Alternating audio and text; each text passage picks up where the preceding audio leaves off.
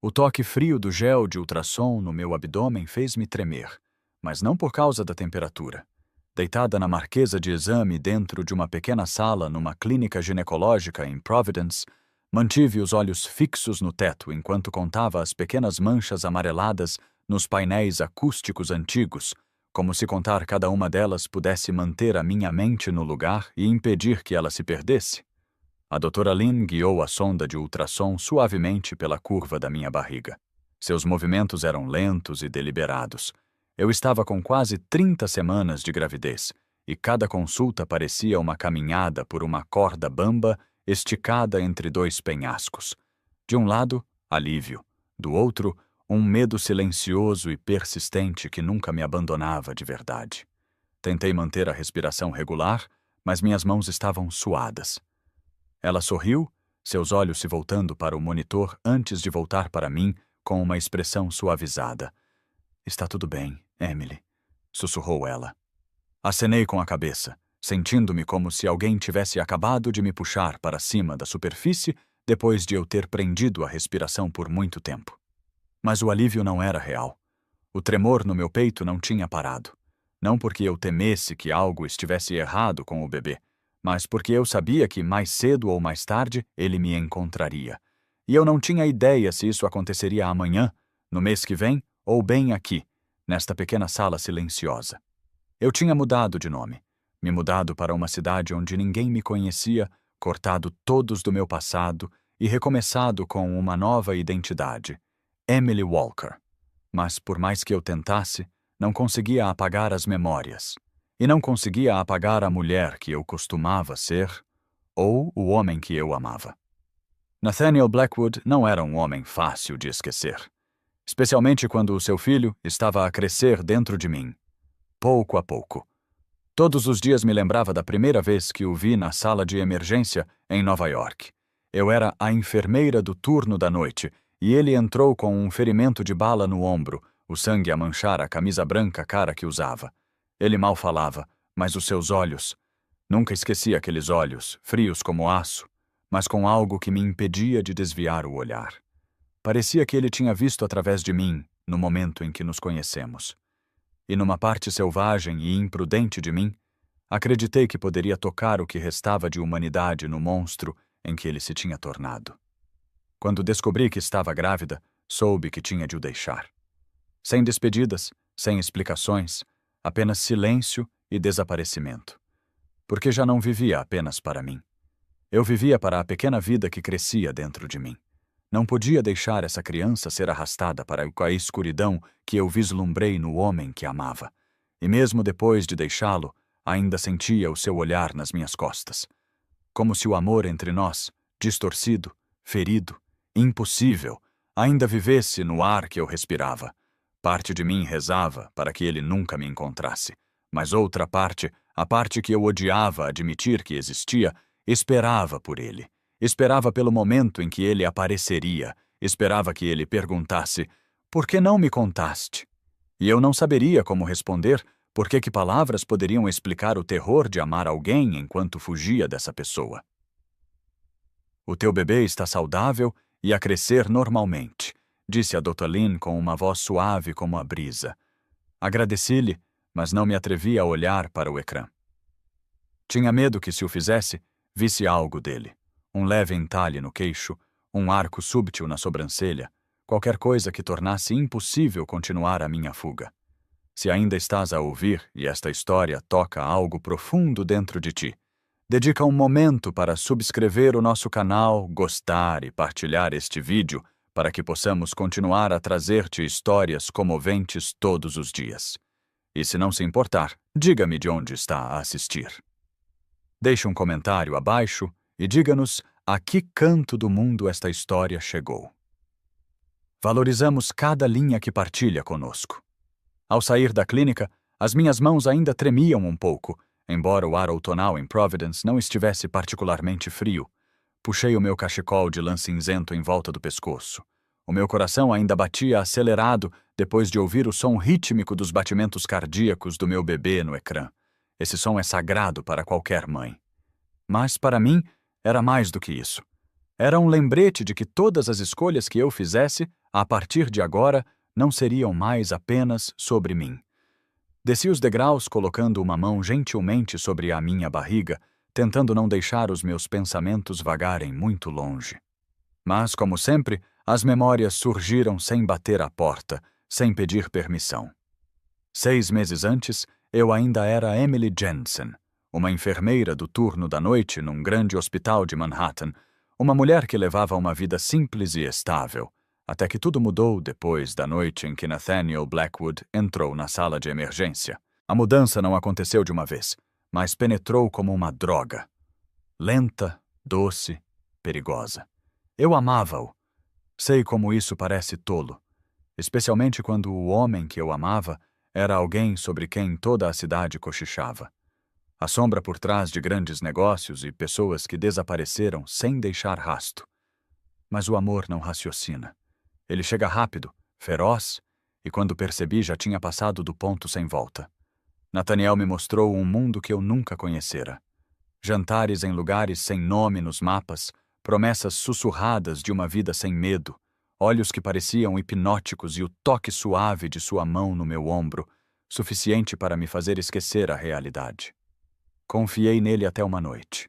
Acordei às 2 da manhã e encontrei-o na varanda, com o telefone no ouvido, falando num tom baixo e rouco.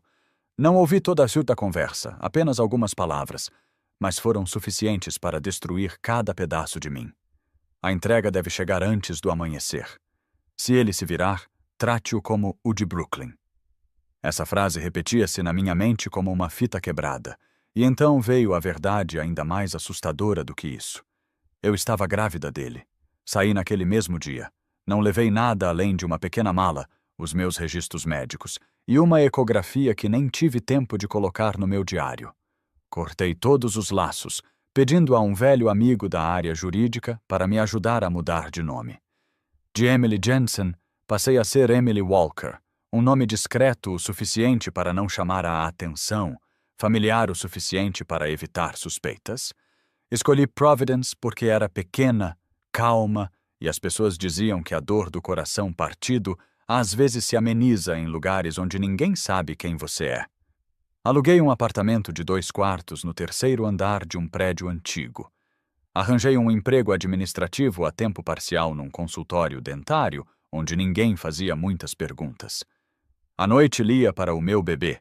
Mesmo que ele ainda não pudesse ouvir, cozinhava refeições simples e aprendia a ser mãe sozinha. Cada dia era um teste de resistência. Ensinei a mim mesma a não ficar a olhar pela janela por muito tempo, a não sobressaltar-me quando alguém batia à porta, a não congelar quando alguém mencionava acidentalmente o nome Blackwood. Não sabia se Nathaniel estava à minha procura. Parte de mim esperava que não estivesse. Outra parte tinha a certeza de que, se ele soubesse, nunca iria parar até me encontrar. Ele não era um homem que desistia facilmente, e era exatamente por isso que eu tinha de partir antes que ele me obrigasse a ficar. Porque assim que ele me encontrasse, todas as razões se desvaneceriam. Ele tinha um jeito de fazer as pessoas acreditarem que eram o centro do seu universo, apenas para as puxar para a órbita que ele criava. Mas agora, eu já não era um pequeno satélite a orbitar à sua volta. Eu era a mãe de uma criança que ainda não tinha nascido, e a única órbita que eu tinha de proteger era aquela que levava o meu bebê a uma vida intocada pela escuridão. Ou, pelo menos, essa era a verdade a qual eu me agarrava. A verdade que eu rezava para que fosse suficiente para nos manter em segurança. Ainda me lembro tão vividamente da primeira noite em que conheci Nathaniel Blackwood, que às vezes me pergunto se estou a reviver aquele momento cada vez que fecho os olhos. Aquele turno começou como qualquer outro turno da madrugada no departamento de emergência do Manhattan Memorial. Com a sirene da ambulância a atravessar as portas e o cheiro forte de desinfetante no ar, eu tinha acabado de servir a minha 3ª chávena de café quando a luz vermelha piscou acima da sala de trauma 6. Paciente do sexo masculino, na casa dos 30 anos, ferimento de bala no ombro esquerdo, pressão arterial estável, mas a perder sangue rapidamente. Calcei as luvas, caminhei rapidamente em direção à maca que estava a ser trazida e então parei por um estranho segundo suspenso. Mesmo deitado ali, com a camisa encharcada de sangue, os lábios apertados contra a dor, este homem irradiava algo diferente de qualquer paciente que eu já tivesse encontrado. Ele não entrou em pânico, não implorou, nem mesmo gemeu. Os seus olhos deslizaram sobre mim como se eu não fosse a enfermeira a preparar-se para cortar a sua camisa encharcada de sangue, mas alguém que ele de alguma forma já conhecia. Aqueles olhos eram tão frios que senti um arrepio percorrer a minha espinha, mas não consegui desviar o olhar. Engoli em seco, forçando a minha voz a soar profissional. "Qual é o seu nome?" perguntei. Ele respondeu secamente. "Nathaniel." Sem apelido, sem detalhes desnecessários. A sua voz era grave e baixa, cada sílaba soando como se tivesse sido cuidadosamente considerada antes de sair da sua boca. Cortei o tecido ao redor do ferimento, limpei o sangue, verifiquei a profundidade. A bala tinha raspado a clavícula, poupando felizmente a artéria principal por baixo. Mesmo sendo uma enfermeira experiente, as minhas mãos tremiam ligeiramente quando os meus dedos tocavam a pele dele. Não por medo, mas por uma estranha sensação de que estava diante de alguém que não pertencia a este lugar. Alguém de um mundo completamente diferente. O médico chegou momentos depois. Afastei-me para deixá-los trabalhar, mas o meu olhar continuava a voltar para Nathaniel. Após a anestesia e a extração, ele recusou-se a passar a noite no hospital. Sem contato com a família, sem identificação, apenas uma assinatura no formulário de alta antes de sair com o ombro enfaixado e sangue a escorrer pela jaqueta. Mas antes de sair, ele virou-se para olhar para mim. Por um longo tempo, sem sorriso, sem palavras, apenas aquele olhar. E naquele olhar, não vi um homem ferido. Vi alguém avaliando, memorizando, escolhendo.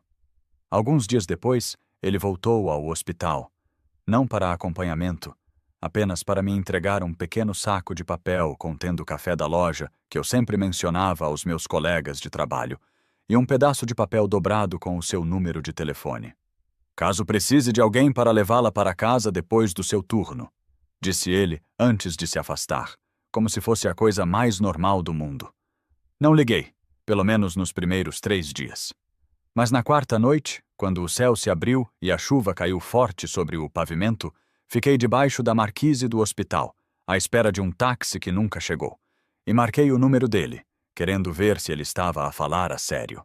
Em menos de 10 minutos, um carro preto elegante parou, a janela baixou e ele não disse nada, exceto: "Entre, Emily." Entrei. E o mundo que eu conhecia deixou de existir a partir daquele momento. Tudo começou com um ferimento de bala e um olhar. E a partir daí, entrei na vida de um homem que toda a cidade sussurrava ser um monstro. No entanto, para mim, ele era a única pessoa que me fazia sentir vista. Depois daquela noite, Nathaniel entrou na minha vida como uma fita de fumo perfumado, serpenteando por todos os espaços silenciosos, suave, mas impossível de varrer. Ele nunca pressionou, nunca perseguiu agressivamente. Simplesmente aparecia, sempre no momento certo, no lugar certo, como se cada passo meu tivesse sido planejado muito antes de eu dá-lo. Nas noites após o meu turno, ele frequentemente esperava sob o poste de luz em frente ao hospital, nunca entrando, sempre me dando distância suficiente para eu escolher. Mas cada vez que eu avistava o brilho dos faróis dele, através da chuva ou da neve, o meu coração vacilava. O nosso primeiro encontro não foi num restaurante luxuoso. Foi num pequeno restaurante italiano, escondido entre 2 edifícios de tijolos em West Village. O proprietário idoso, de barba branca e caloroso, cumprimentou Nathaniel pelo nome com um sotaque italiano familiar e melodioso. Sentamo-nos na última mesa perto da lareira, com a luz das velas a tremular nos nossos copos de vinho e a refletir nos seus olhos escuros e insondáveis. Lembro-me de rir mais do que o habitual, e lembro-me que, quando ele estendeu a mão por cima da mesa para pegar na minha, eu não a retirei. Tudo depois disso aconteceu como uma rajada de vento. Ele levou-me a lugares que eu só tinha visto em revistas. Uma noite num iate privado atracado no Hudson Pier, envolto na névoa da primavera, jantamos sob luzes difusas. com jazz a tocar num altifalante antigo. Noutra noite, ele reservou uma mesa num restaurante no 65º andar de uma torre de vidro, onde Manhattan brilhava abaixo de nós como um oceano de estrelas. Ainda me lembro do choque de entrar na sua penthouse pela primeira vez. Tudo imaculado, friamente perfeito, exceto um canto com um velho piano de madeira. Ele disse que pertencia à sua mãe, a única coisa que não conseguia tocar. Em momentos como esses, sentia como se estivesse a amar um homem real, não o mito sobre o qual as pessoas sussurravam. Para mim, Nathaniel não era um chefão implacável. Era o homem que me levava para casa às 2 da manhã em silêncio, que às vezes preparava o pequeno almoço e o colocava gentilmente ao lado da minha cama, que tocava a minha bochecha como se tivesse medo que eu desaparecesse. Ele sempre sabia quando eu precisava de silêncio e quando precisava de ser abraçada. Sempre que tentava manter a distância, lembrando-me que havia algo de errado com ele reaparecia com um olhar, uma palavra, ou simplesmente com a sua presença silenciosa, dissipando o meu medo. Uma vez, levou-me a um teatro antigo, vazio, exceto por nós dois. A orquestra era composta por um único piano, um violino e uma mulher a cantar velhas canções de amor francesas. Quando as luzes do palco se apagaram, ele virou-se para mim e perguntou se eu conseguia imaginar uma vida assim.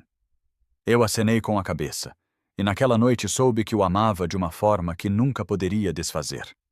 Não por causa do que ele me deu, mas pela forma como me fez acreditar que eu era importante. Quando percebi que estava a viver dentro de uma gaiola de veludo, já era tarde demais. As paredes não tinham correntes, mas eu já não conseguia sair. Ou talvez já não quisesse. E isso, mais do que qualquer outra coisa, era o que mais me aterrorizava. Naquela noite choveu.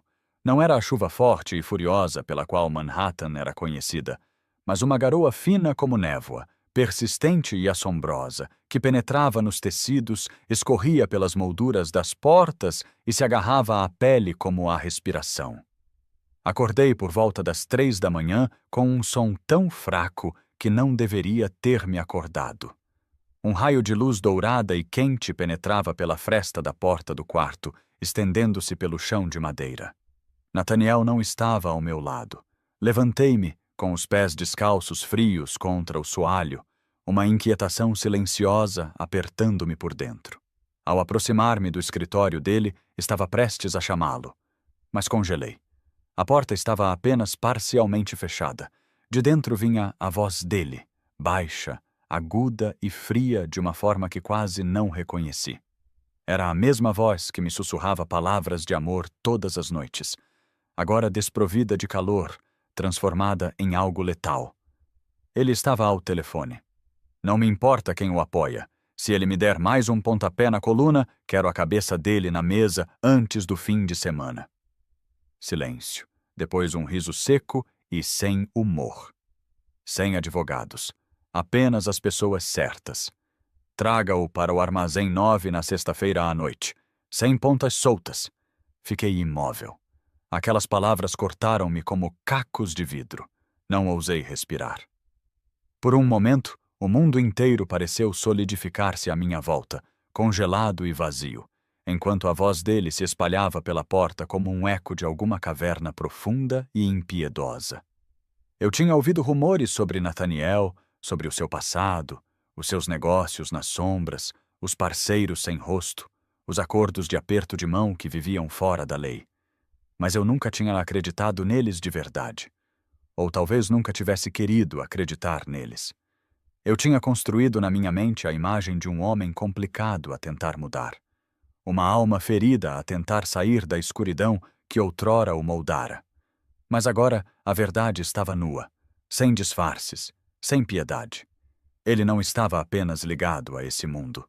Ele era o seu centro. Dei um passo para trás, agarrando-me à parede como se precisasse dela para não desmaiar. Voltei para o quarto, com o coração a bater forte no peito. Deitei-me e fingi dormir quando ele entrou, minutos depois, com a chuva ainda a escorrer pelo cabelo e um leve cheiro de fumo a acompanhá-lo. Ele deslizou para debaixo do cobertor ao meu lado, como se nunca tivesse dito uma única palavra, como se ainda fosse o homem que me levou a um antigo teatro e perguntou se eu conseguia imaginar uma vida diferente. Olhei para o teto, lágrimas escorrendo silenciosamente pelo meu cabelo, e naquele momento soube que tinha de deixá-lo. Não porque o meu amor por ele tivesse diminuído, mas porque o homem que eu amava era apenas uma versão dele que não existia. E se eu ficasse, esse amor não só me destruiria, como colocaria em risco a pequena vida que crescia dentro de mim a cada dia. Saí da sala de ultrassom com o prontuário médico apertado nas minhas mãos trêmulas. O meu coração ainda estava confuso com as imagens que acabara de ver no ecrã. O bebê estava a ficar mais forte a cada dia, saudável, prometendo uma parte viva de um amor que eu não ousava mais expressar em voz alta. Caminhei pelo corredor com passos apressados, precisando de sair antes que o medo dentro de mim pudesse tomar forma e me engolir por completo. E então parei completamente, como se o próprio tempo tivesse endurecido em vidro ao meu redor. A poucos metros à frente, Nathaniel estava encostado casualmente no balcão da recepção, com uma mão enfiada no bolso do seu sobretudo preto, o rosto esculpido com a mesma beleza fria e acentuada que eu outrora traçara com as pontas dos dedos. O seu olhar percorreu a sala de espera e parou quando me encontrou. Todos os sons se dissolveram. Já não ouvia a conversa dos pacientes nem o barulho das enfermeiras, apenas o bater violento do meu próprio coração nos meus ouvidos. Não conseguia respirar. Os meus pés ficaram presos ao chão. A minha barriga apertou-se. 7 meses escondida, observando cada sombra, cada número desconhecido, cada pequena coincidência, apenas para isto, para ele aparecer aqui, no único lugar que eu tinha agarrado como meu último refúgio. A sua expressão não era de raiva, nem mesmo de surpresa. Era imóvel, assustadoramente imóvel, como se ele soubesse, como se sempre tivesse sabido, esperando apenas o momento exato para sair das sombras. Eu queria virar e correr, mas o meu corpo se recusava a se mover. Uma enfermeira passou entre nós, quebrando a tensão, mas sem dissipá-la. Eu rapidamente me movi em direção à saída de emergência, desesperada para que isso fosse um truque da minha mente exausta. Mas a voz dele se ergueu atrás de mim, firme, profunda, inconfundivelmente próxima. Correndo de novo. Emily. Parei. O meu coração batia tão forte que pensei que fosse explodir. Ele caminhou em minha direção. Passos lentos, deliberados. Cada um reduzindo a distância entre nós com certeza. Ninguém na sala pareceu notar. Ou talvez tenham escolhido não notar. Nathaniel tinha um jeito de ofuscar o mundo ao seu redor até que apenas ele permanecesse em foco. Ele parou na minha frente, o seu olhar caindo sobre a minha barriga, sob o casaco folgado. Os seus olhos congelaram por um único batimento cardíaco, depois passaram da surpresa à compreensão. Não era o olhar de um homem a descobrir que seria pai. Era o olhar de alguém que suspeitava da verdade há muito tempo e agora estava simplesmente a confirmá-la. Estás grávida. As suas palavras não eram realmente uma pergunta. Não respondi. Não consegui. A minha garganta apertou-se, não de emoção, mas de medo. O medo de ser arrastada de volta para o mundo do qual eu tinha fugido. O medo de que ele pudesse recuperar tudo com uma única decisão, um único toque. Por que não me contaste? A pergunta veio lentamente, mas atingiu-me com a força de uma lâmina. Apertei o arquivo nas minhas mãos trêmulas, porque não sabia o que farias e não vou deixar o meu filho crescer com medo. Ele ficou em silêncio por um longo momento. Os seus olhos fixaram-se nos meus. As minhas palavras não o irritaram. Elas aprofundaram algo dentro dele, puxando os seus pensamentos para dentro. Então, ele acenou levemente com a cabeça, como se estivesse a ponderar uma escolha que só ele poderia entender. Para onde foste depois da última vez que nos vimos? Dei um passo para trás, encontrando o seu olhar diretamente. Não importa mais, Nathaniel. O que importa é que agora tu sabes, e eu também sei. Não somos mais as pessoas que éramos. Ele me estudou por alguns segundos, depois disse suavemente: Precisamos conversar, mas não aqui. Não respondi. Dei mais um passo para trás e me virei. Meu pulso ainda batia forte e frenético. Eu sabia que aquele momento estava à minha espera desde o início. E sabia que não haveria mais como fugir depois disso. Quase corri em direção à recepção, com as palmas das mãos suadas e o coração batendo tão forte que cada passo soava como um tambor martelando dentro dos meus ouvidos. Todos os meus instintos gritavam para que eu saísse daquele prédio o mais rápido possível, para colocar o máximo de distância possível entre mim e Nathaniel. Mas, quando me aproximei do balcão, a recepcionista, uma jovem loira cujo sorriso familiar me cumprimentava em todas as consultas, olhou para mim. Então, os seus olhos se voltaram para o homem que se aproximava atrás de mim. O pequeno átrio de repente pareceu sufocante. Eu podia sentir o calor subindo pelas minhas costas, a pressão inconfundível da presença dele enchendo a sala. Nathaniel ficou atrás de mim em silêncio, mas o peso que ele carregava tornava o ar mais denso. A recepcionista deu um sorriso vacilante, a voz ligeiramente trêmula. Olá, posso ajudar? Eu pretendia falar, impedi-lo, mas já era tarde demais. Ele tirou a carteira e colocou um cartão de visita preto simples no balcão. Sem logótipo, apenas um nome e um número de telefone gravados na superfície com tinta prateada discreta. Estou à procura de alguém, uma mulher chamada Emily Walker. Ela tinha uma consulta aqui esta manhã. A recepcionista olhou para mim, depois para ele, claramente indecisa. Eu podia ver os seus lábios se abrindo para recusar quando Nathaniel se inclinou para a frente, não em direção a ela, mas em direção a mim. E os seus olhos nunca deixaram os meus. Ele não precisava que ela confirmasse nada. Eu estava ali mesmo, e ele já sabia a verdade. Quando ela permaneceu em silêncio, ele finalmente se virou para mim, baixando a voz. Você mudou de nome. Mordi o lábio, apertando o prontuário médico com tanta força que ele quase se dobrou sob os meus dedos. Ele me examinou lentamente, com cuidado, seu olhar parando onde o meu casaco não conseguia mais esconder a curva da minha barriga, um inchaço claro e inconfundível sob o tecido. Sua expressão mal mudou, mas algo em seus olhos mudou. Algo profundo e silencioso, como uma correnteza quebrando a superfície. Não era surpresa. Era reconhecimento, mágoa e uma pergunta que ele não precisava de dizer em voz alta.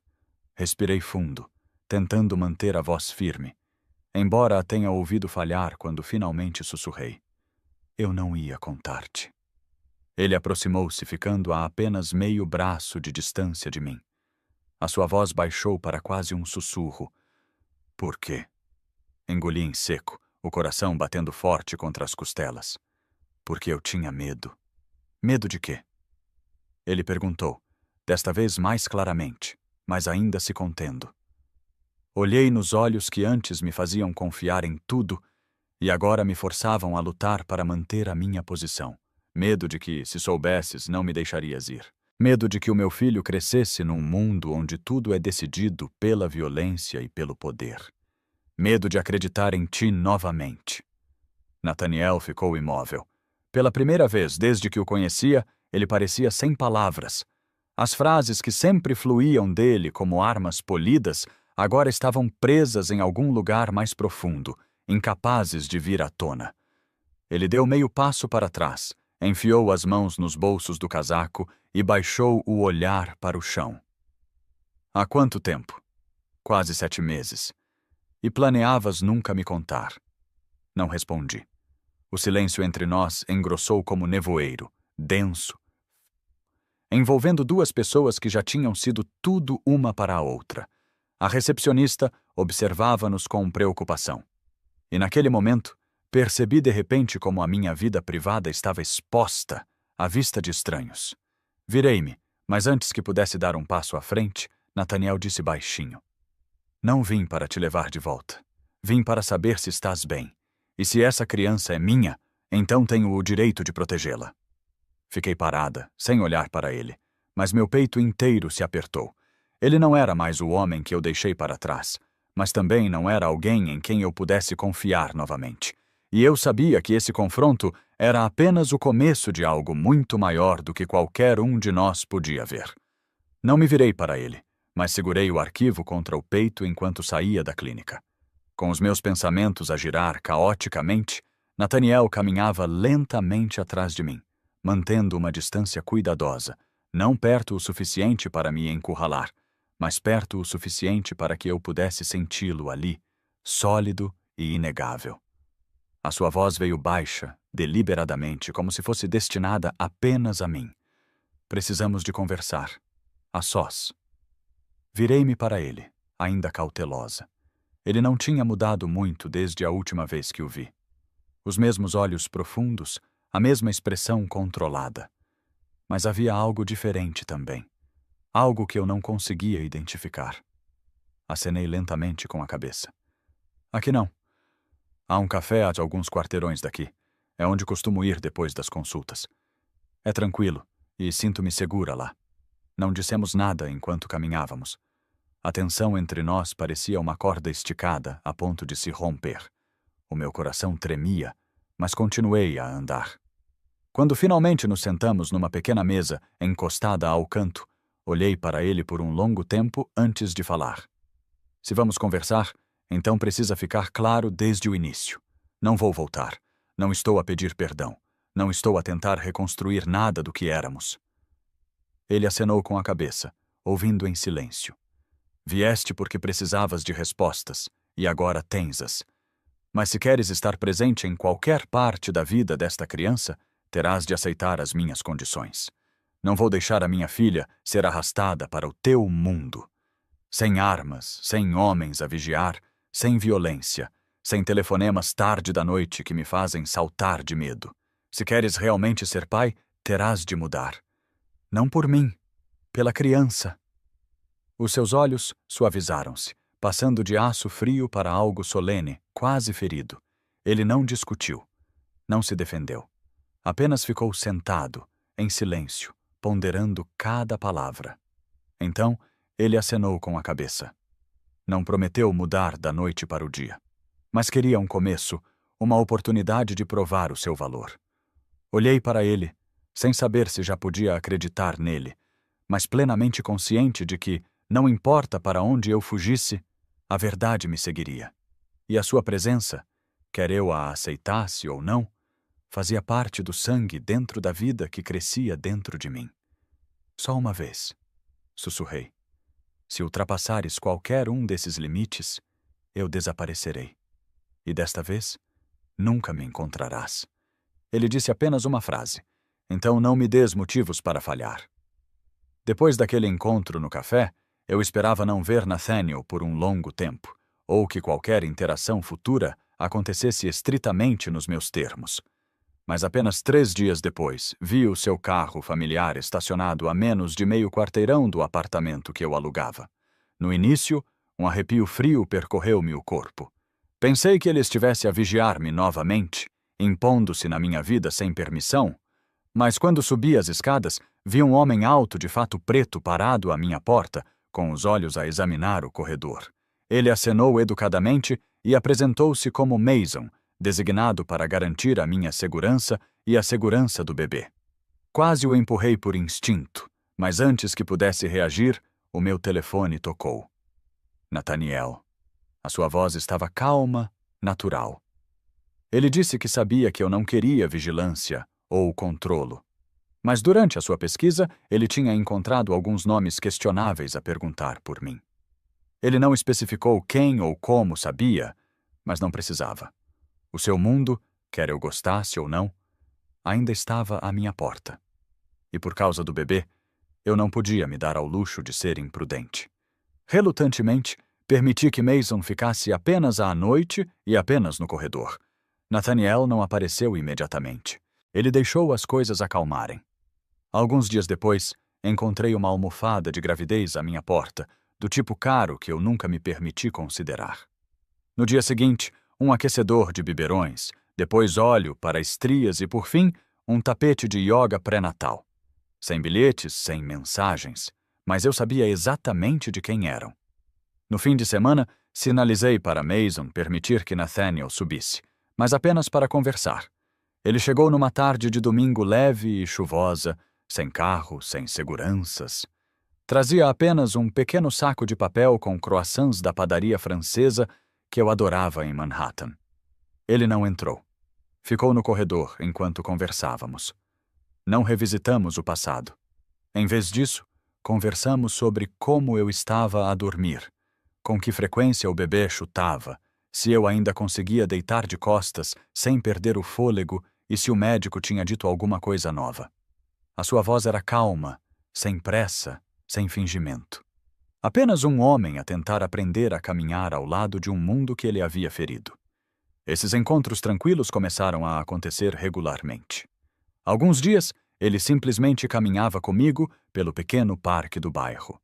Outros dias, ele me acompanhava a uma consulta pré-natal e ia embora antes que eu pudesse agradecer.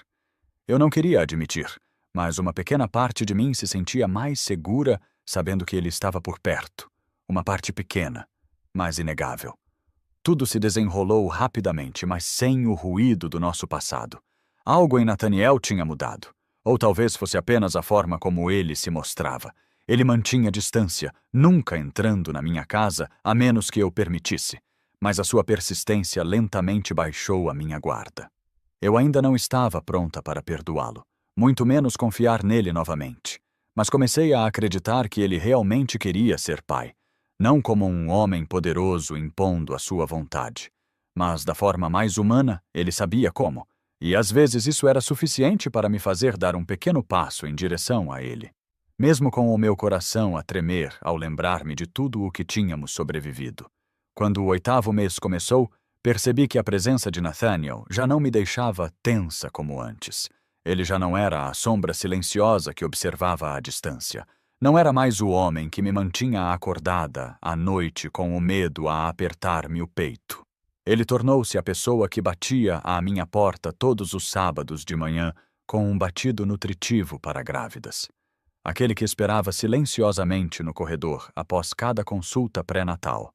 Aquele que enviava mensagens curtas a perguntar se eu tinha comido, como estava a dormir, se o bebê tinha chutado mais do que o normal. Eu não respondia a todas, mas lia cada uma delas. Algumas tardes, eu me permitia caminhar ao lado dele, no pequeno parque perto do meu prédio, onde ninguém sabia quem éramos, onde ninguém olhava para ele com desconfiança, onde ninguém sussurrava o nome que eu passei meses tentando esquecer. Conversávamos como duas pessoas que já se amaram e agora estavam a aprender a ser algo mais gentil, algo como amigos. Às vezes, ele me contava sobre a sua infância com a mãe, uma pianista que morreu muito jovem. Às vezes eu lhe contava sobre os medos de me tornar uma mãe solteira, os pesadelos que me visitavam desde o dia em que descobri que estava grávida. Sempre que eu me abria, ele ouvia. Não interrompia. Não tentava consertar nada nem amenizar nada. Simplesmente ficava. E lentamente, dolorosamente, percebi que uma parte de mim ainda o amava. Amava-o de uma forma discreta e cautelosa, que eu tinha medo de examinar de perto. Mas estava lá. No entanto, quanto mais pacíficos os nossos momentos, mais acentuado se tornava o meu conflito interior. Não conseguia esquecer quem ele era. Não conseguia esquecer o que ouvi através daquela porta do escritório entreaberta. Não conseguia esquecer as mulheres que via passar pelo corredor do hospital com hematomas meio escondidos sob as mangas, o medo selado por trás do silêncio. Não sabia ao pormenor o que Nathaniel tinha feito, mas sabia o suficiente para compreender que o mundo dele não era aquele que eu queria para o meu filho. Não podia deixar o meu bebê crescer numa vida onde as palavras pesavam mais do que as leis, onde o silêncio era comprado com medo e onde presentes caros eram usados para enterrar a verdade. Comecei a sentir-me presa numa armadilha emocional, onde as memórias do nosso amor passado brilhavam como cacos de vidro à luz do sol, bonitas o suficiente para me fazer esquecer que podiam cortar-me a qualquer momento. Nathaniel parecia sentir a mudança. Uma tarde, ele fez uma pergunta que parecia inofensiva, mas que me deixou sem palavras por muito tempo. Se nunca tivesses ouvido aquele telefonema, terias ficado? Não respondi imediatamente porque, honestamente, não sabia. Talvez tivesse ficado, afundando cada vez mais até que fosse impossível escapar. Talvez tivesse continuado a amá-lo, convencendo-me de que tudo estava bem até que a verdade me encurralasse. E era isso que mais me assustava.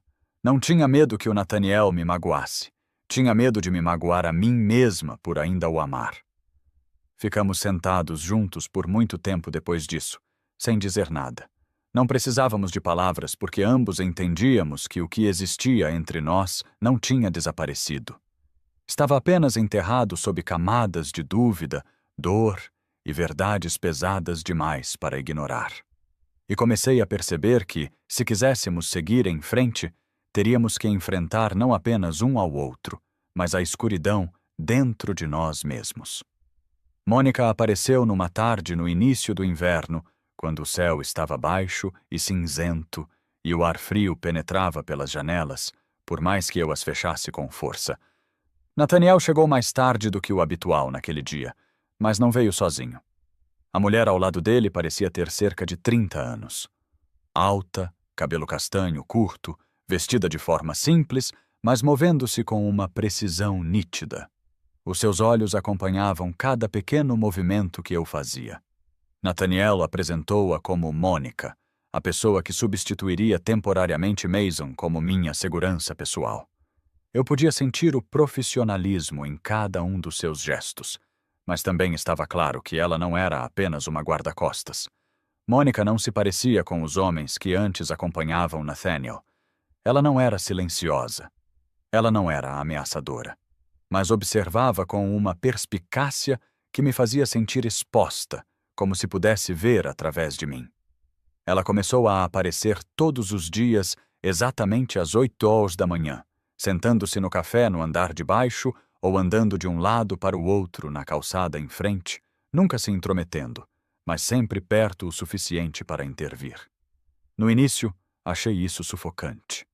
Mas aos poucos, quando rostos desconhecidos começaram a ficar muito tempo perto do meu prédio, quando alguém tentou abrir a minha porta tarde da noite, mas fugiu quando eu gritei, percebi que a presença de Mônica não era excessiva.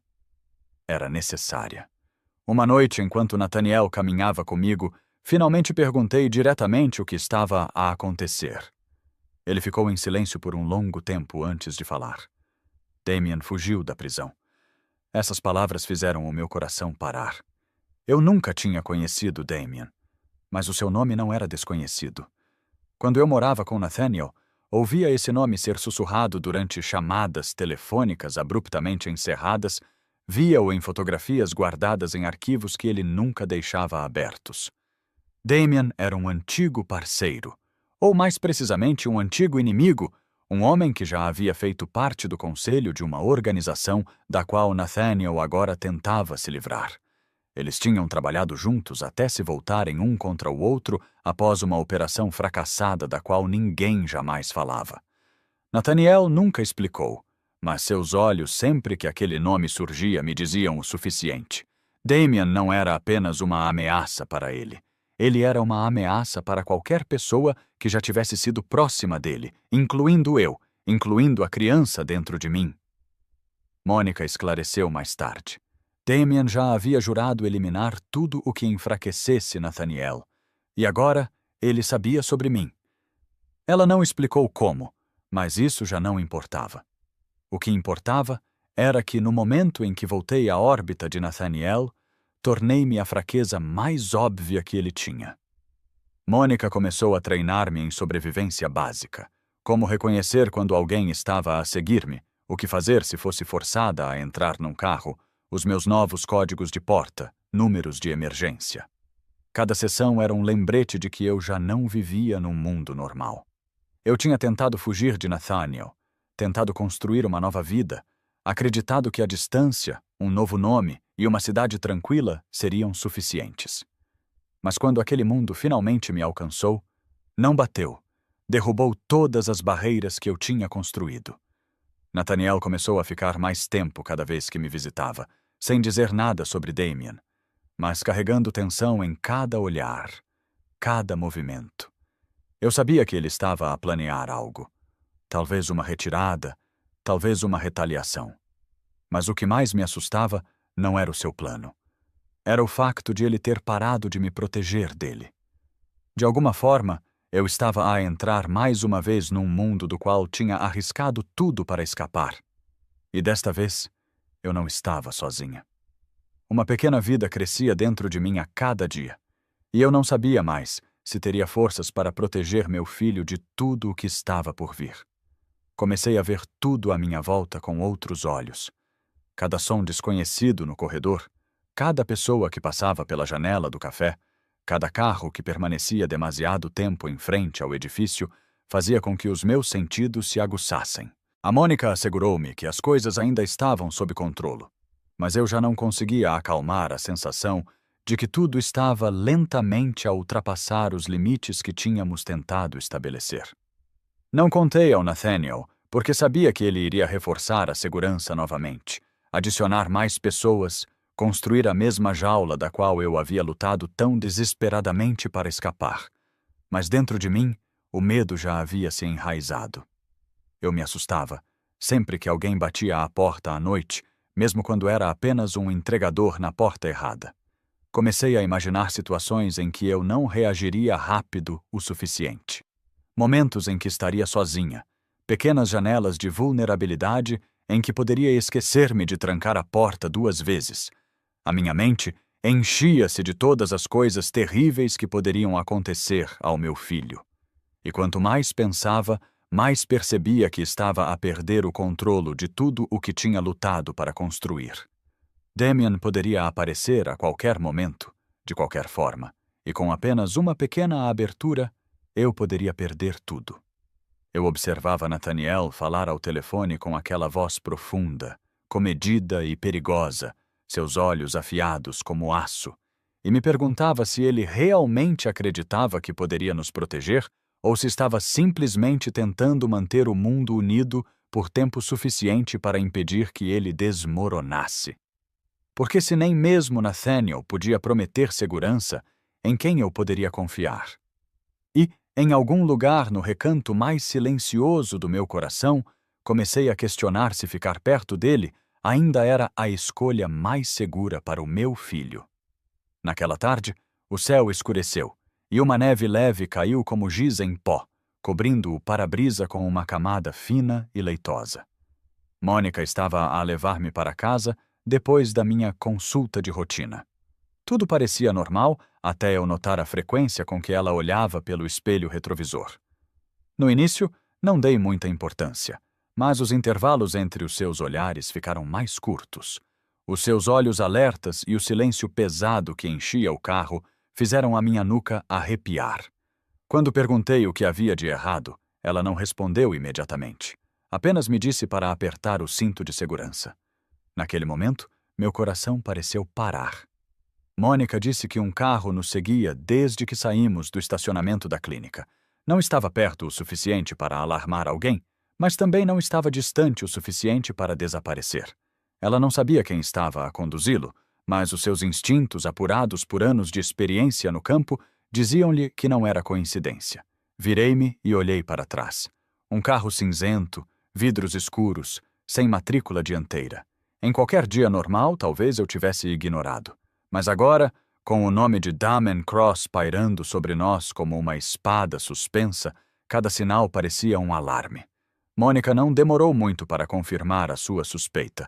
Ela virou bruscamente numa rua lateral estreita, serpenteando por estradas secundárias desconhecidas, fazendo tantas curvas repentinas que perdi a noção de onde estávamos.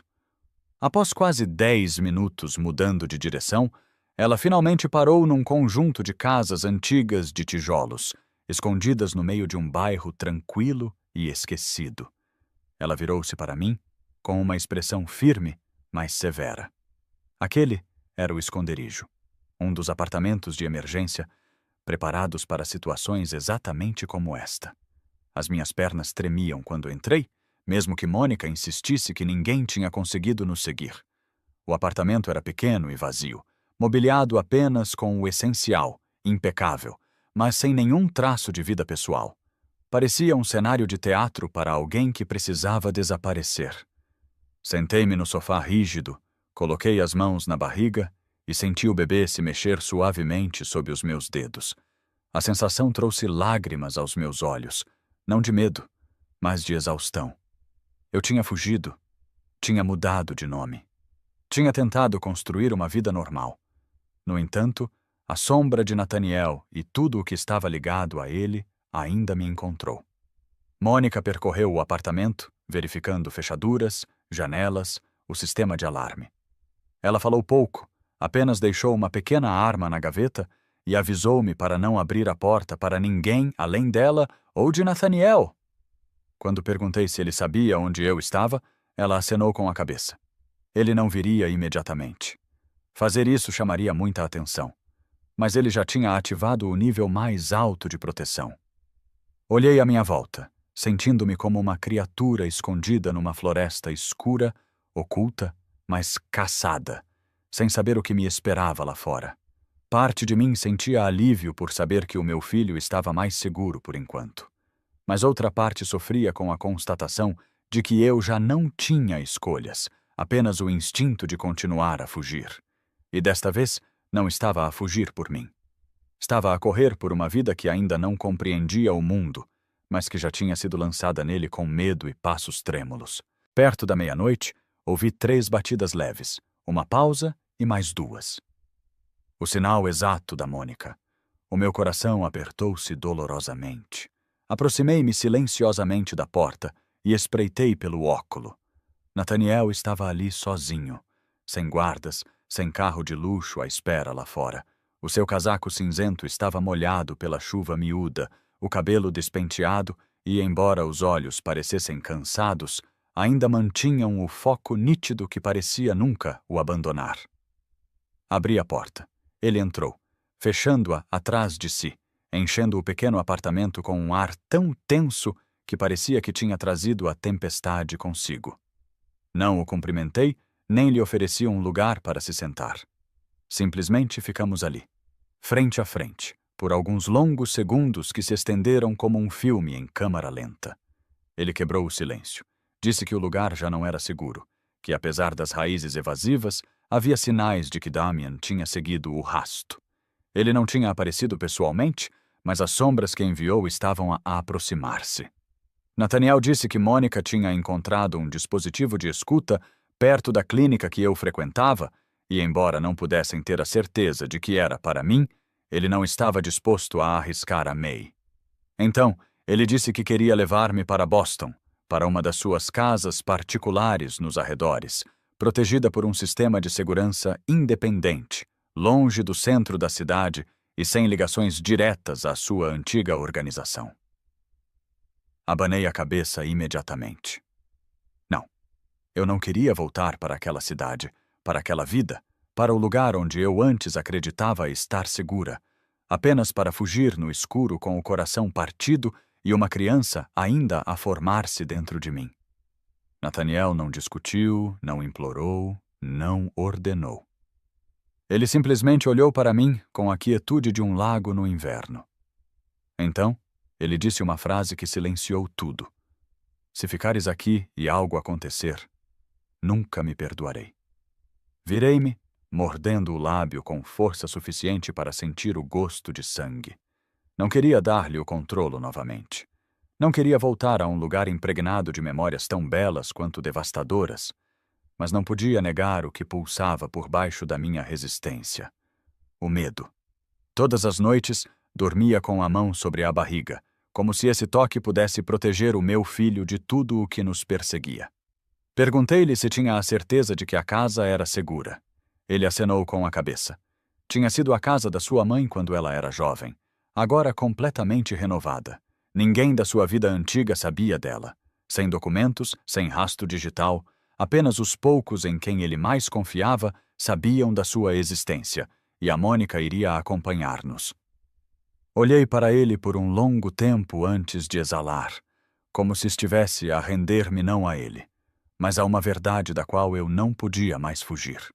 Com ele. Pelo menos o meu filho poderia viver.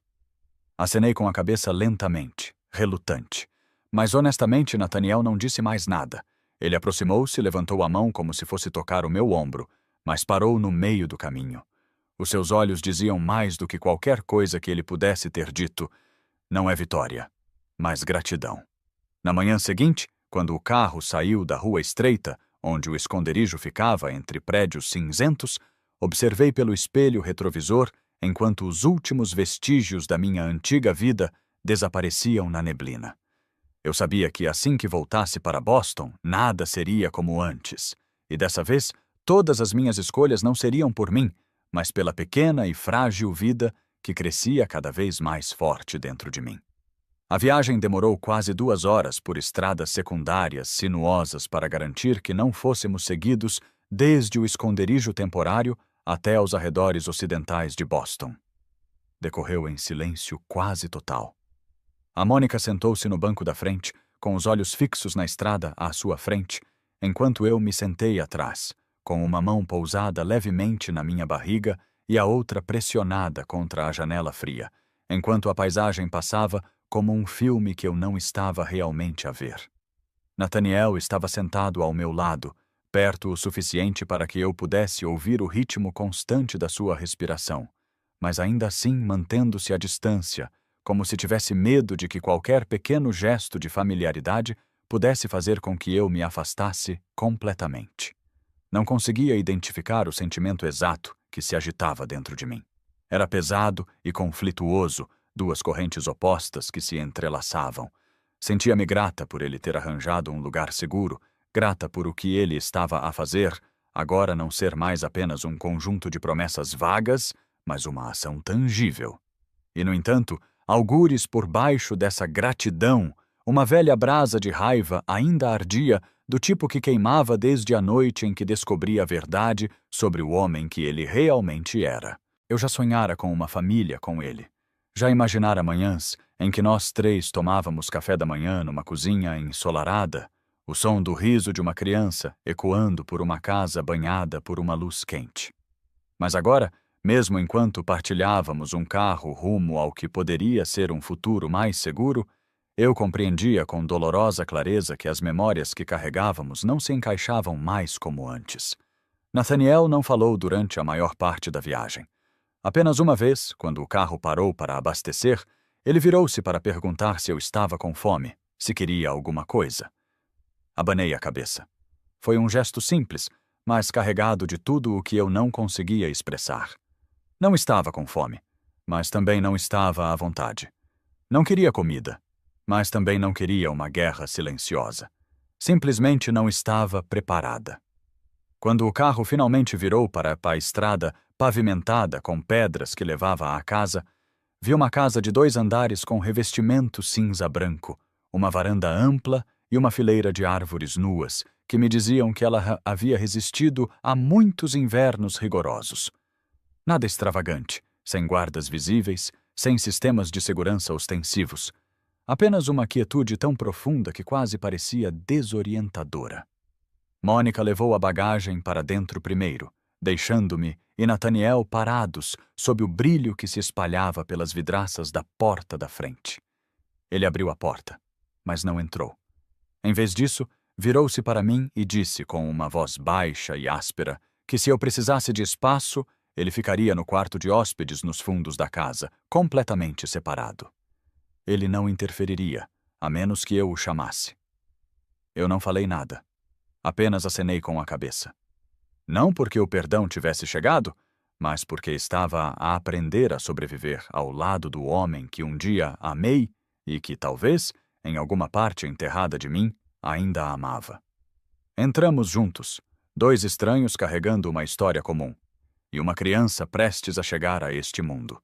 Eu sabia que os próximos dias não seriam fáceis, mas pelo menos por esta noite eu dormiria num quarto com uma fechadura sólida e sentiria o meu bebê respirar num espaço que, por mais breve que fosse, ainda estava em silêncio.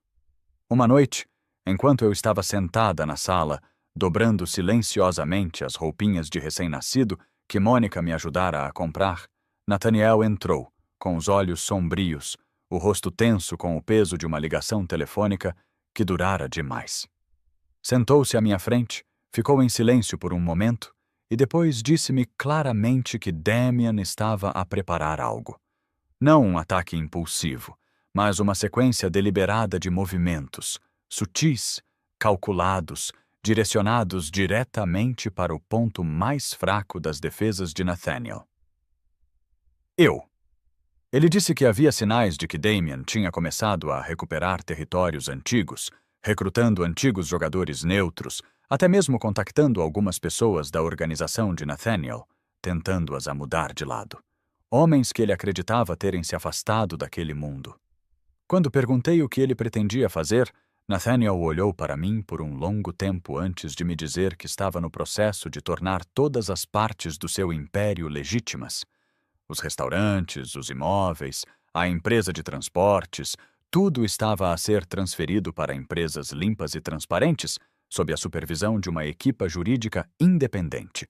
Ele tinha começado meses atrás, logo após saber que eu estava grávida, mas não era algo que pudesse ser feito da noite para o dia. Algumas cadeias estavam demasiado emaranhadas para serem desfeitas rapidamente, e havia pessoas que não tinham intenção de deixá-lo ir embora. Eu ouvi, meio acreditando, meio duvidando, mas incapaz de negar que algo nele realmente havia mudado. Talvez pela primeira vez ele estivesse a pensar num futuro não manchado de sangue e vingança, mas isso também colocava um alvo nas suas costas. Damien nunca ficaria em silêncio enquanto Nathaniel tentasse deixar o mundo que eles construíram juntos. Coloquei a mão na barriga, senti o bebê a virar-se suavemente durante o sono e perguntei-me onde esta guerra iminente entre dois homens deixaria a mim e a criança que ainda não tinha aberto os olhos. Porque, às vezes, o que começa em amor termina numa luta pela sobrevivência. Aquela manhã trouxe um dos raros raios de sol após dias cinzentos e frios. Entrei no quintal para respirar o ar fresco. Mônica posicionou-se a uma curta distância, com o auricular discretamente preso ao cabelo, o olhar a varrer o perímetro com a precisão habitual.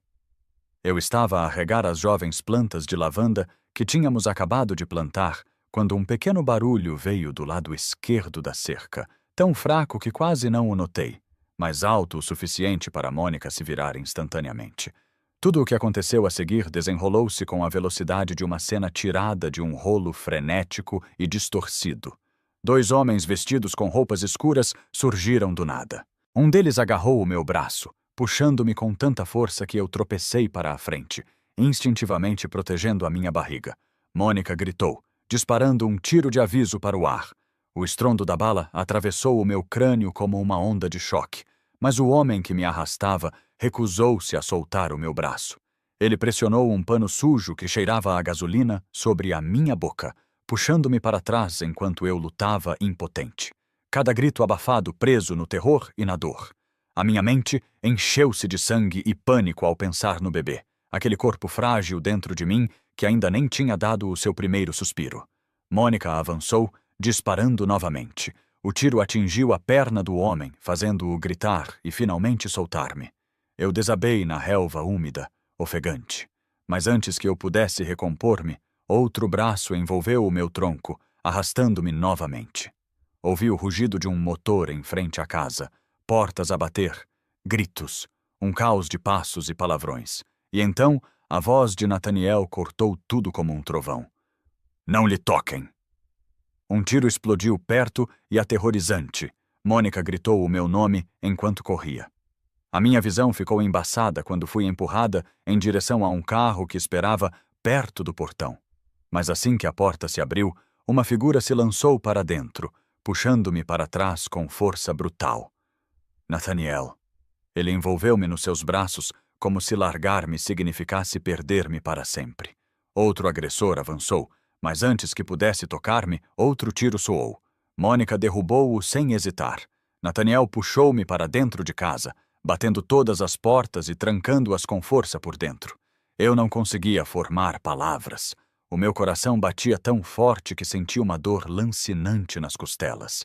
Nathaniel segurou o meu rosto com as mãos frias, mas firmes, como se estivesse a confirmar que eu estava realmente viva.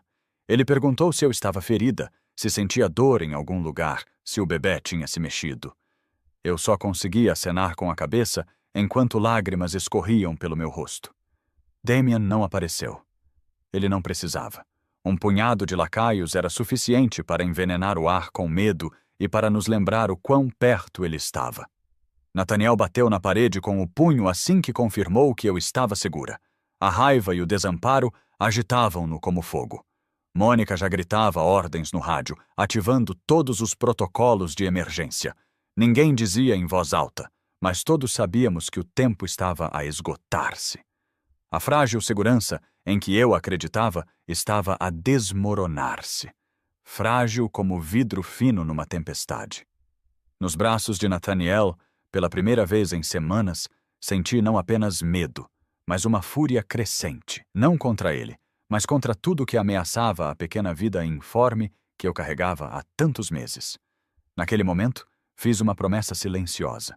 Eu não deixaria ninguém, nem Damian Cross, nem os fantasmas do passado de Nathaniel, nem a escuridão que nos perseguia, colocar as mãos no meu filho novamente. 3 dias após o ataque, acordei perto da meia-noite com um som desconhecido vindo do escritório no fim do corredor. Uma fina faixa de luz se espalhava por baixo da porta, indicando que Nathaniel ainda estava acordado. Movi-me silenciosamente, para não perturbar Mônica, que dormia no sofá comprido da sala de estar. Qualquer sonolência que ainda restava desapareceu no momento em que ouvi a voz de Nathaniel através da porta entreaberta, baixa, fria como pedra esculpida, o tom que ele usava apenas quando dava ordens. Ele não sabia que eu estava ali, em silêncio, ouvindo cada palavra dita pelo telefone satélite. Alguém do outro lado da linha informou que Damian tinha sido localizado. Ele estava escondido num antigo armazém perto dos limites da cidade, e com um único aceno de Nathaniel, o plano para eliminá-lo poderia ser executado antes do amanhecer. Não havia como confundir o tom de aço na sua voz quando ele disse para limpar todos os vestígios. Não há necessidade de trazê-lo. Não lhe dê a chance de tentar novamente. Naquele momento, senti-me puxada para trás, para uma verdade que sempre tentei afastar. Por mais que Nathaniel tivesse mudado, no fundo, ele ainda era um homem capaz de ordenar a morte de outro homem, como se fosse apenas mais um item na sua lista de tarefas. Empurrei a porta assim que ele terminou a chamada. Ele assustou-se com o telefone ainda na mão, os olhos arregalados, como se não imaginasse que me encontraria ali. Não gritei nem chorei. Simplesmente perguntei o que ele estava a fazer. Nathaniel não respondeu imediatamente. Guardou o telefone no bolso e deu um passo em minha direção, os olhos escurecendo com uma culpa quase infantil. Perguntei novamente, desta vez com a voz embargada. Ele estava a planear matar Damian? A resposta dele foi uma frase que nunca esquecerei. Ele não tinha outra escolha. Quando olhei nos olhos dele, vi 1000 batalhas silenciosas a acontecer dentro dele. O medo dele por mim, o medo dele pelo nosso filho, o ódio dele pelo que Damian tinha feito, e, acima de tudo, a necessidade desesperada de acabar com tudo antes que isso tirasse o que restava da vida dele. Mas também vi isto. Se ele cumprisse aquela ordem, nunca escaparia da escuridão que estava a tentar tanto deixar para trás. Aproximei-me e coloquei a minha mão no peito dele, sentindo os batimentos fortes e inquietos por baixo da camisa. Eu disse-lhe que, se ele realmente queria recomeçar, se queria tornar-se o tipo de pai de quem o nosso filho poderia um dia falar com orgulho, então ele tinha que parar agora, não porque Damian merecesse misericórdia, mas porque o nosso filho merecia um começo não manchado por sangue. Nathaniel ficou em silêncio por um longo tempo. Então, ele se virou, apoiando as 2 mãos na mesa, como se cada parte dele estivesse lutando contra uma maré crescente. Eu não sabia o que ele escolheria, mas naquela noite foi a primeira vez que o vi recuar do caminho sobre o qual toda a sua vida tinha sido construída. Ele não ligou de volta, não enviou mais ordens. Ele apenas ficou ali, na longa sombra projetada pela lâmpada da secretária, e eu sabia que se ele conseguisse suportar aquele momento, talvez, apenas talvez, tivéssemos uma chance de recomeçar. Na manhã seguinte, ele saiu cedo sem dizer para onde ia. Deixou apenas um pedaço de papel na bancada da cozinha com algumas palavras escritas à mão. Preciso terminar isto da maneira certa. Não se preocupe. Não vou decepcioná-la. Li várias vezes, com o coração cheio de medo e esperança entrelaçados. Nathaniel nunca hesitava ao tomar decisões, especialmente com alguém como Damian Cross. No entanto, agora, depois de tudo o que Damian tinha feito, ele estava a escolher outro caminho. Não era fraqueza, era coragem. Mônica ficou colada a mim o dia todo, os seus olhos voltados frequentemente para o ecrã que mostrava o localizador GPS no carro de Nathaniel. Ela não falava muito, mas a tensão no seu rosto me dizia que o que quer que estivesse a acontecer não era simples. Perto do meio-dia, ela recebeu uma chamada. Saiu para atender, voltou com o rosto pálido, mas com um aceno de alívio. Acabou, sussurrou. Ele está seguro. Mas quando Mônica mais tarde contou o que aconteceu na serração abandonada nos arredores da cidade, finalmente compreendi a capacidade aterradora do homem que amava. Nathaniel tinha ido sozinho, desarmado, sem colete. Ele caminhou até o centro do armazém, onde Damian e seus 2 homens mais leais estavam esperando, com as armas em punho e apontadas diretamente para o seu coração. Damian riu, pressionando o cano frio da pistola contra a testa de Nathaniel, com o dedo tremendo no gatilho. Você amoleceu, Nathaniel, Damian cuspiu. Você desistiu da coroa por uma mulher e um pirralho. Hoje vou acabar com você e depois vou encontrá-los. Naquele momento, pendurado entre a vida e a morte, Nathaniel não pestanejou. Simplesmente olhou nos olhos de Damian com uma calma que era mais assustadora do que a raiva. Verifique o seu telemóvel, Damian, disse ele, com voz baixa e firme. Damian franziu a testa, mas não baixou a arma. Então, o seu telemóvel na mesa vibrou. Ele colocou-o no altifalante. Era o seu contabilista-chefe a gritar em pânico. Chefe, perdeu tudo! As contas offshore, os ativos, tudo está congelado. A unidade de inteligência financeira acabou de nos sinalizar. E a polícia? Eles estão a invadir os armazéns 4 e 9. Alguém enviou todo o seu livro-razão para o FBI.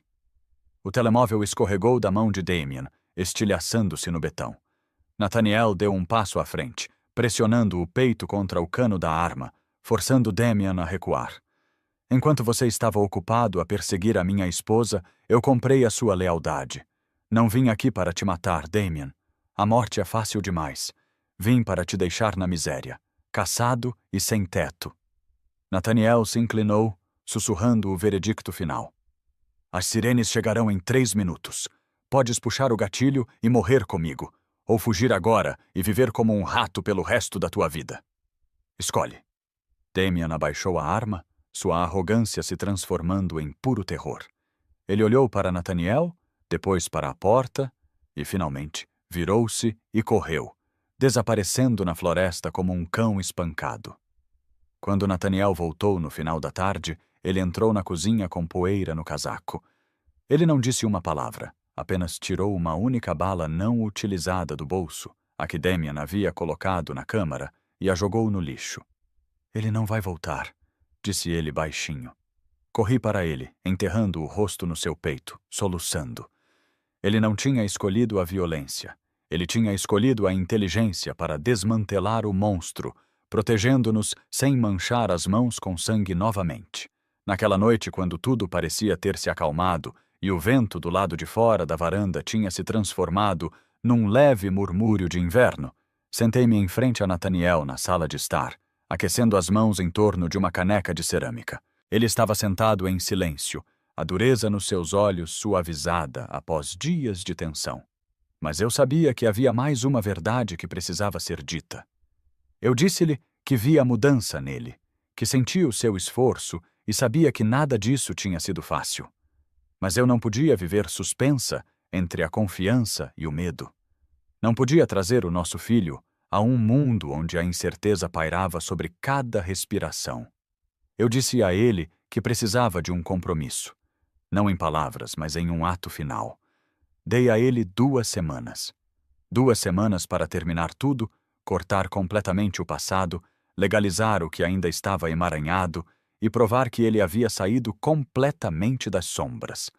Se depois de 2 semanas nada estivesse claro, eu iria embora, não como punição, mas para proteger o nosso filho.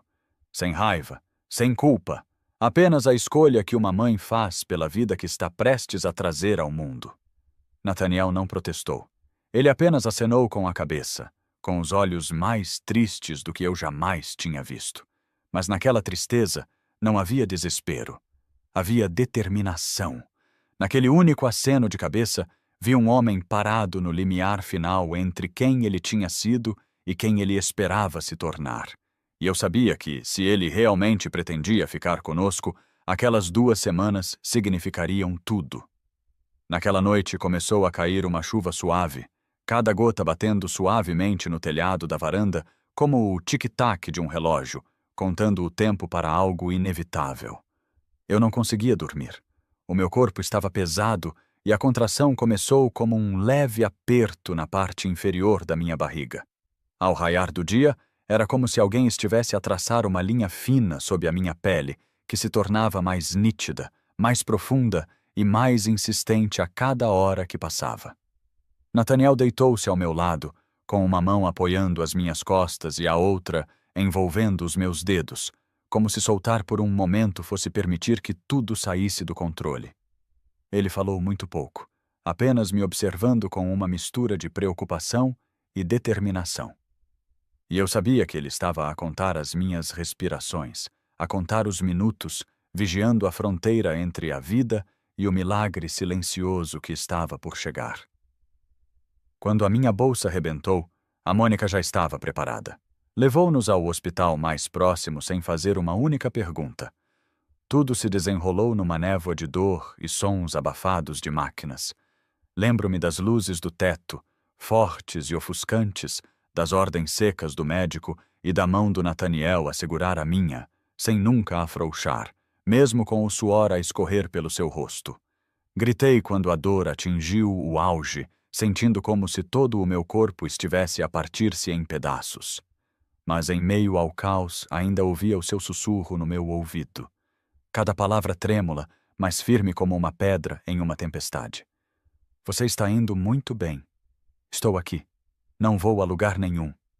E então, naquele momento suspenso entre a agonia e a falta de ar, ouvi o nosso filho chorar. O primeiro choro fraco, mas penetrante, como se rasgasse toda a escuridão pela qual eu havia caminhado por tantos meses. Uma enfermeira trouxe o bebê para perto. Um pequeno ser quente, vermelho e trêmulo, com os olhos a pestanejar como se estivesse a tentar compreender o mundo pela primeira vez. Nathaniel sentou-se ao meu lado, em silêncio, tocando-lhe a bochecha com um leve toque dos dedos antes de me olhar com olhos que eu nunca tinha visto nele antes. Não era o olhar de um homem que outrora abalara o submundo, mas de um pai a descobrir o medo, a ternura e um amor tão profundo que lhe roubava a fala. Chamamos-lhe Grace, um nome simples, delicado como uma respiração, que carregava tudo o que tínhamos perdido, encontrado e lutado para proteger com o que restava de nós. Os dias que se seguiram passaram lentamente, como se o próprio tempo tivesse parado para nos deixar absorver cada novo momento. Nathaniel nunca saiu do hospital. Ele trocava fraldas, embalava-a para dormir, aprendeu a segurá-la corretamente, às vezes de forma tão desajeitada que nos fazia rir. Mas os seus olhos nunca se desviaram de Grace, nem mesmo por um segundo. Eu observava-o observar a criança nascida de um amor outrora envolto em trevas. E pela primeira vez em anos senti paz. Não porque a vida tivesse subitamente se tornado perfeita, mas porque não enfrentávamos mais o passado sozinhos. Tínhamos um ao outro e tínhamos um motivo para seguir em frente mais fortes, mais gentis e pela primeira vez verdadeiramente como uma família. A Grace dormia tranquilamente nos braços do Nathaniel e eu encostei-me ao ombro dele, sentindo o ritmo constante dos seus batimentos cardíacos como uma canção de embalar. Fechei os olhos e sussurrei que, se aquilo fosse um sonho, esperava nunca acordar. Naquele momento, eu sabia que, independentemente do que nos esperava, já tínhamos recebido a coisa mais preciosa das nossas vidas. Uma criança, um recomeço, um amor renascido. 3 semanas depois de Grace ter vindo ao mundo, Nathaniel entrou pela porta com uma pilha de documentos encadernados. Colocou-os sobre a mesa, olhando para mim com uma intensidade silenciosa. Peguei no primeiro arquivo e vi as datas carimbadas no cabeçalho. Não eram de 2 semanas atrás. As datas mais antigas remontavam a mais de 3 meses, a semana em que ele me encontrou na clínica. Olhei para ele, atordoada. Você começou isto naquela altura? Nathaniel acenou com a cabeça, sentando-se à minha frente. Não esperei pelo seu ultimato, Emily. Na manhã seguinte ao dia em que a vi em Providence, percebi que não podia continuar a ser o homem que era. Comecei a liquidar os ativos ilegais, cortar laços e transferir o capital limpo para fundos cegos imediatamente. Leva meses para desmantelar um império sem ser morto, não semanas. Ele bateu suavemente nos papéis. O teu prazo de 2 semanas. Foi tempo suficiente para as auditorias finais serem concluídas e as últimas assinaturas secarem. Ele abriu a pasta na última página. A rede de transportes foi vendida. Os clubes agora estão sob gestão independente, sem vínculos com o meu nome. E o resto está todo num fundo fiduciário para graça, intocável por qualquer pessoa do meu passado. Ele olhou-me nos olhos. A sua voz era baixa, mas firme. Está feito. Verdadeiramente feito. Essas 2 palavras soaram como um sino final. Não o fim de um capítulo, mas o fim de toda uma vida que ele tinha vivido, lutado, afogado e uma vez acreditado que nunca poderia escapar. Não perguntei o que foi necessário para chegar a este ponto. Não o forcei a contar as reuniões tensas, as negociações silenciosas, os apertos de mão finais com pessoas em quem ele já confiara e das quais agora precisava afastar-se. Apenas segurei a sua mão, olhei nos seus olhos e vi um homem que se tirou das sombras com a sua própria força, sem mais sangue, sem mais ordens, apenas responsabilidade e amor. Grace mexeu-se no berço, os seus pequenos lábios franzindo-se como se sonhasse com algo doce. E Nathaniel Rose caminhou até ela e beijou-lhe a testa. Ele disse-lhe que, a partir daquele dia, tudo seria diferente, que ela cresceria em um lar sem segredos, sem chamadas à meia-noite, sem homens escondendo armas nos casacos ou toques de telefone que faziam o coração da mãe congelar. A partir de hoje, ela o conheceria apenas como um homem comum que trabalhava, voltava para casa, a abraçava e amava a sua mãe com tudo o que tinha. Eu me virei, com os olhos ardendo, porque às vezes a felicidade não chega em grandes gestos, mas em papéis carimbados e assinados com 2 palavras simples que levam uma vida inteira para serem ditas. Está feito. E pela primeira vez desde que entrei no mundo de Nathaniel, eu acreditei nisso. Não havia mais ninguém atrás dele. Não havia mais motivos para fugir. Apenas nós 3 e um futuro que se abria gentilmente diante de nós, cheio de esperança. Num final de tarde, no início da primavera, no pequeno jardim atrás da nossa casa, nos arredores de Boston, a luz do sol se filtrava através dos galhos, balançando e se estendia pela grama macia como um cobertor quente de paz. Nathaniel segurava Grace nos braços, levantando-a e baixando-a suavemente, enquanto ela ria cada vez que se erguia em direção à luz. Sentei-me perto com uma chávena de chá quente, o meu coração acalmando-se, como se todas as tempestades do nosso passado tivessem finalmente se afastado para muito longe. O que antes era escuridão, agora vivia apenas como uma memória ainda capaz de causar dor durante o sono às vezes, mas nunca forte o suficiente para nos puxar de volta para o abismo. A família era algo que nenhum de nós compreendia verdadeiramente até Grace chegar. Ela não era apenas uma vida pequena e bonita, mas um símbolo de perdão, esperança e renascimento.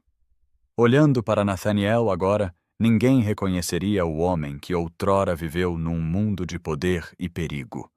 Ele escolheu o amor em vez da vingança, a criação em vez da destruição e a paternidade em vez da coroa de um império.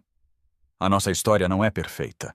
Ela contém dor, perda, escolhas difíceis e momentos em que seguir em frente parecia impossível. No entanto, São esses momentos que tornam a jornada preciosa. Eles nos lembram que, não importa quem você foi ou o que fez, sempre há uma segunda oportunidade. Se o seu desejo de mudar for sincero e o amor for profundo e honesto, ele pode nos guiar até mesmo pelos cantos mais sombrios do coração humano. E tu? Depois de ouvir esta história, o que mais te toca? Já estiveste no limiar entre o perdão e a raiva? Acreditas que uma pessoa pode realmente mudar por amor e pela família? Ficaríamos honrados em ouvir os teus pensamentos e sentimentos nos comentários abaixo. Cada reflexão sincera que partilhas é um presente para nós. E quem sabe, tu podes te tornar a inspiração para a próxima história que contarmos.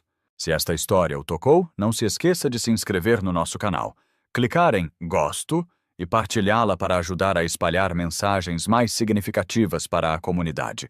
Todos os dias, trazemos-lhe vídeos emocionantes, sinceros e inspiradores, contados com todo o nosso coração. Vemo-nos no próximo vídeo, onde mais histórias inéditas estão à espera de serem reveladas. Desejamos-lhe boa saúde, dias felizes, uma mente tranquila e um coração sereno.